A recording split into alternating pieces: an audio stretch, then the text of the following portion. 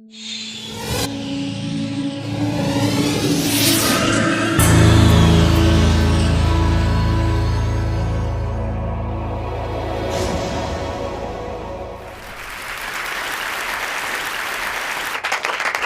if you've been following the news, you've heard that there's a pack of giant asteroids headed for the United States, all scheduled to strike within the next 50 years.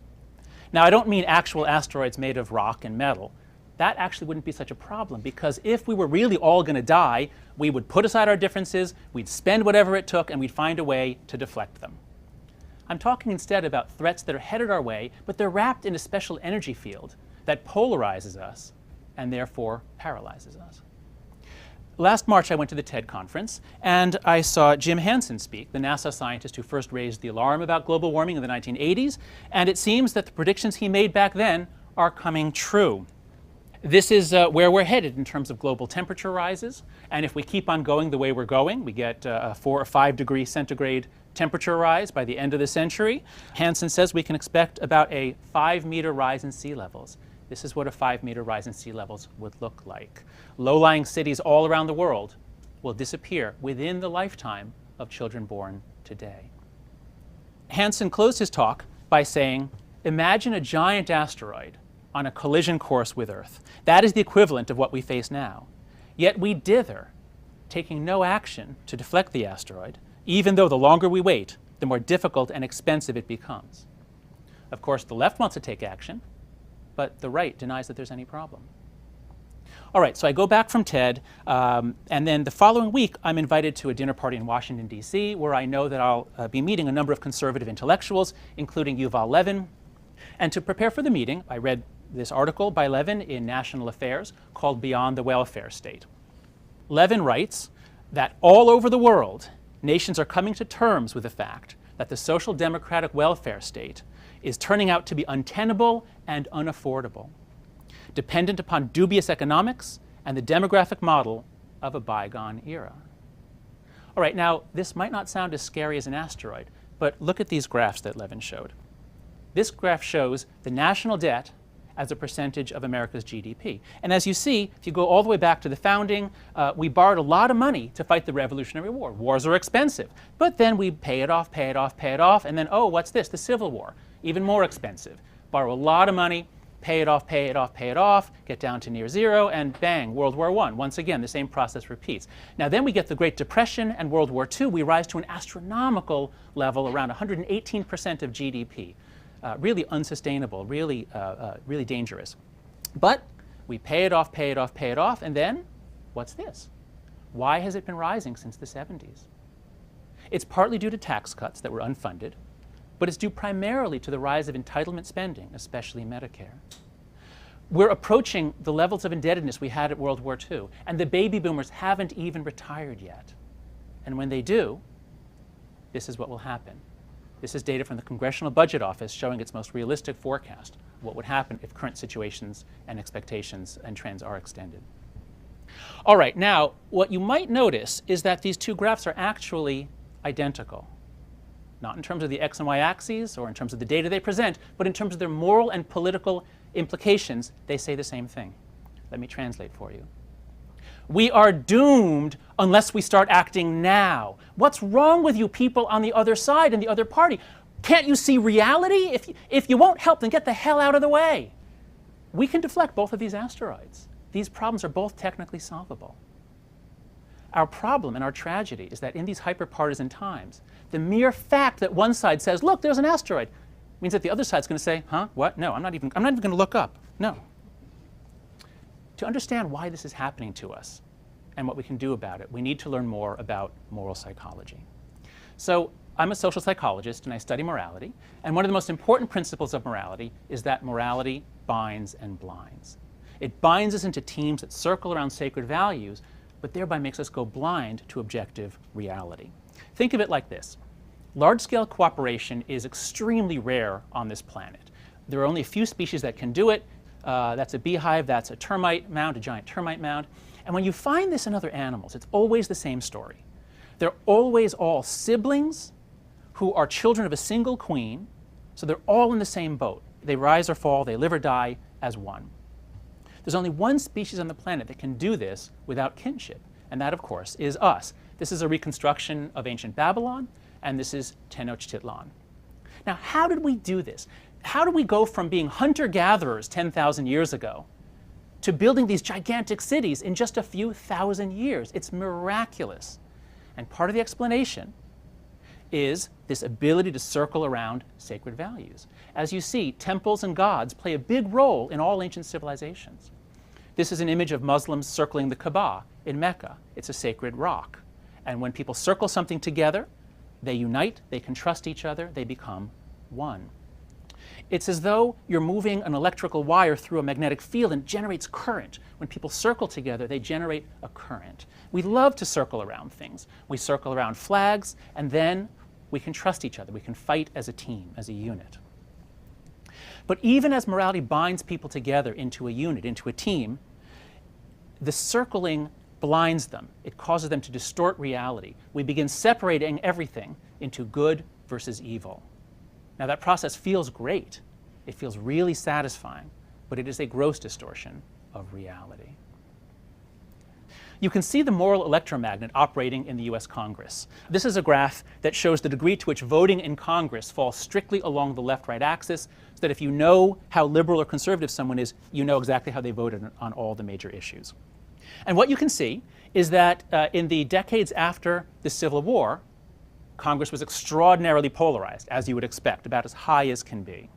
But then after World War I, things drop, and we get this historically low level of polarization. This was a golden age of bipartisanship, at least in terms of the party's ability to work together and solve grand national problems. But in the 1980s and 90s, the electromagnet turns back on. Polarization rises. It used to be that conservatives and moderates and liberals could all work together in Congress. They could rearrange themselves, form bipartisan committees. But as the moral electromagnet got cranked up, the force field increased, Democrats and Republicans were pulled apart. It became much harder for them to socialize, much harder for them to cooperate. Retiring members nowadays say that it's become like gang warfare. Did anybody notice that in 2 of the 3 debates, Obama wore a blue tie and Romney wore a red tie? Do you know why they do this? It's so that the Bloods and the Crips will know which side to vote for. The polarization is strongest among our political elites. Nobody doubts that this is happening in Washington. But for a while, there was some doubt as to whether it was happening among the people. Well, in the last 12 years, it's become much more apparent that it is. So look at this data. This is from the American National Election Survey. And what they do on that survey is they ask what's called a feeling thermometer rating. So how warm or cold do you feel about Native Americans or the military or the Republican Party, the Democratic Party, all sorts of groups in American life. The blue line shows how warmly Democrats feel about Democrats, and they like them. Ratings in the 70s on a 100-point scale. Republicans like Republicans. That's not a surprise. But when you look at cross-party ratings, you find, well, that it's lower. But actually, when I first saw this data, I was surprised. That's actually not so bad. If you go back to the Carter and even Reagan administrations, they were rating the other party 43, 45. It's not terrible. It drifts downwards very slightly. But now look what happens under George W. Bush and Obama. It plummets. Something is going on here. The moral electromagnet is turning back on, and nowadays, just very recently, Democrats really dislike Republicans. Republicans really dislike Democrats. We're changing. It's as though the moral electromagnet is affecting us too. It's like put out in the 2 oceans, and it's pulling the whole country apart, pulling left and right into their own territories, like the Bloods and the Crips. Now, there are many reasons why this is happening to us, and many of them we cannot reverse. We will never again have a political class that was forged by the experience of fighting together in World War II against a common enemy. We will never again have just 3 television networks, all of which are relatively centrist.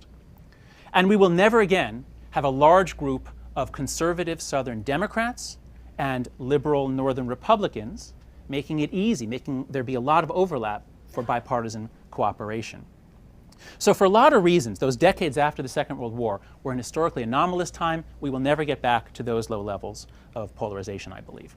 But there's a lot that we can do. There are dozens and dozens of reforms we can do that will make things better, because a lot of our dysfunction can be traced directly to things that Congress did to itself in the 1990s that created a much more polarized and dysfunctional institution. These changes are detailed in many books. These are two that I strongly recommend. And they list a whole bunch of reforms. I'm just going to group them into three broad classes here. So if you think about this as the problem of a dysfunctional, hyperpolarized institution, well, the first step is do what you can so that fewer hyperpartisans get elected in the first place. And when you have closed party primaries and only the most committed Republicans and Democrats are voting, you're nominating and selecting the most extreme hyperpartisans. So open primaries would make that problem much, much less severe. But the problem isn't primarily that we're electing bad people to Congress. From my experience, from what I've heard from congressional insiders, most of the people going to Congress are good, hardworking, intelligent people who really want to solve problems. But once they get there, they find that they are forced to play a game that rewards hyperpartisanship and that punishes independent thinking. If you step out of line, you get punished.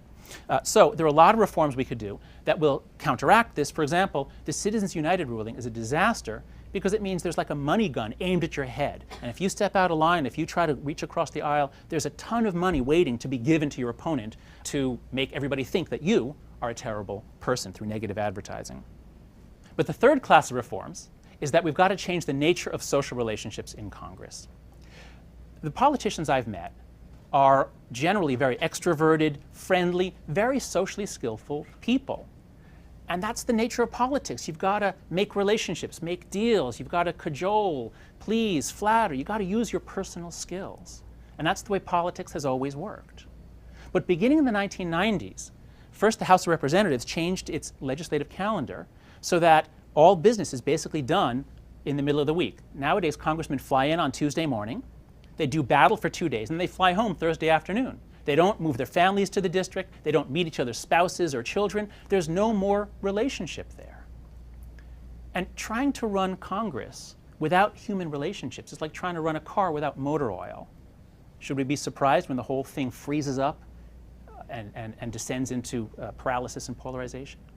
A simple change to the legislative calendar, such as having business stretch out for 3 weeks, and then they get a week off to go home, that would change the fundamental relationships in Congress.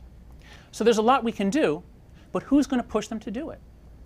There are a number of groups that are working on this. No Labels and Common Cause, I think, have very good ideas for changes we need to do to make our democracy more responsive and our Congress more effective. But I'd like to supplement their work with a little psychological trick.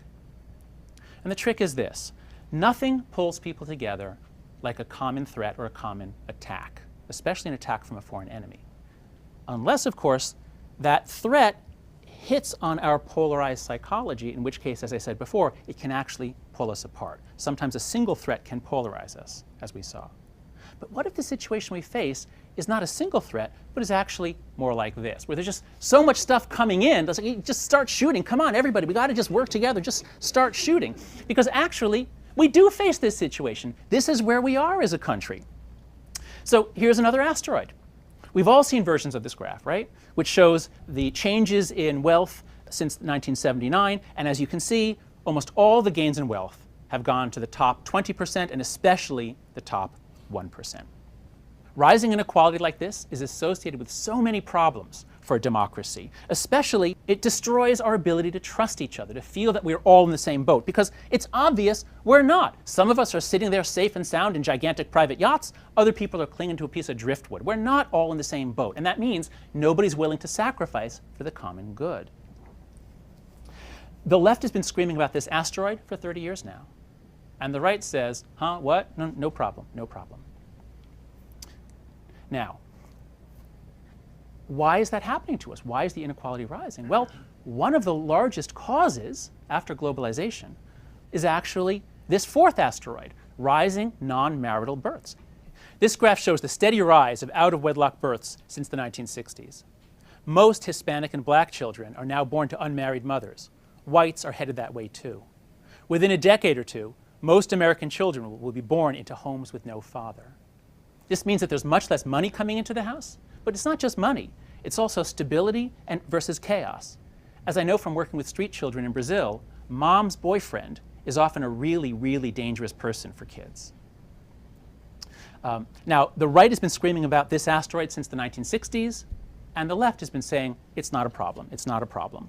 The left has been very reluctant to say that marriage is actually good for women and for children. Now, let me be clear, I'm not blaming the women here. I'm actually more critical of the men who won't take responsibility for their own children and of an economic system that makes it difficult for many men to earn enough money to support those children. But even if you blame nobody, it still is a national problem, and one side has been more concerned about it than the other. The New York Times finally noticed this asteroid with a front page story last July showing how the decline of marriage contributes to inequality. We are becoming a nation of just two classes. When Americans go to college and marry each other, they have very low divorce rates. They earn a lot of money. They invest that money in their kids. Some of them become tiger mothers. The kids rise to their full potential, and the kids go on to become the top two lines in this graph. And then there's everybody else. The children who don't benefit from a stable marriage, who don't have as much invested in them, who don't grow up in as stable an environment, and who go on to become the bottom three lines in that graph. So once again, we see that these two graphs are actually saying the same thing as before. We've got a problem, we've got to start working on this, we've got to do something. And what's wrong with you people that you don't see my threat? Well, but if everybody could just take off their partisan blinders, we'd see that these two problems actually are best addressed together. Because if you really care about income inequality, you might want to talk to some evangelical Christian groups that are working on ways to promote marriage.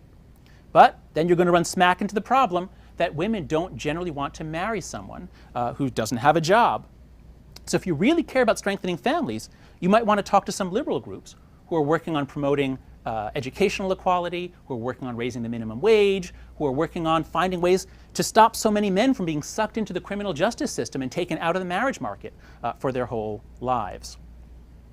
So to conclude, there are at least 4 asteroids headed our way. How many of you can see all 4? Please raise your hand right now if you're willing to admit that all 4 of these are national problems. Please raise your hands. Okay, almost all of you. Well, congratulations. You guys are the inaugural members of the Asteroids Club, which is a club for all Americans who are willing to admit that the other side actually might have a point. In the Asteroids Club, we don't start by looking for common ground. Common ground is often very hard to find. No, we start by looking for common threats because common threats make common ground. Now, am I being naive? Is it naive to think that people could ever lay down their swords and left and right could actually work together? I don't think so, because it happens not all that often, but there are a variety of examples that point the way. This is something we can do. Because Americans on both sides care about the decline in civility, and they formed dozens of organizations at the national level, such as this one, down to many local organizations, such as To the Village Square in Tallahassee, Florida, which tries to bring state leaders together to help facilitate that sort of working together human relationships that's necessary to solve Florida's problems. Americans on both sides care about global poverty and AIDS. And on so many humanitarian issues, liberals and evangelicals are actually natural allies, and at times they really have worked together to solve these problems. And most surprisingly to me, they sometimes can even see eye to eye on criminal justice. For example, the incarceration rate, the prison population in this country, has quadrupled since 1980.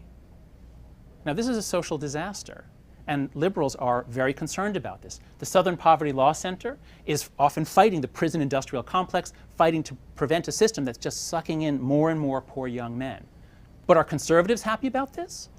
Well, Grover Norquist isn't, because this system costs an unbelievable amount of money. And so, because the prison industrial complex is bankrupting our states and corroding our souls, groups of fiscal conservatives and Christian conservatives have come together to form a group called Right on Crime. And at times, they have worked with the Southern Poverty Law Center to oppose the building of new prisons and to work for reforms that will make the justice system more efficient and more humane. So this is possible. We can do it. Let us therefore go to battle stations, not to fight each other, but to begin deflecting these incoming asteroids. And let our first mission be to press Congress to reform itself before it's too late for our nation. Thank you.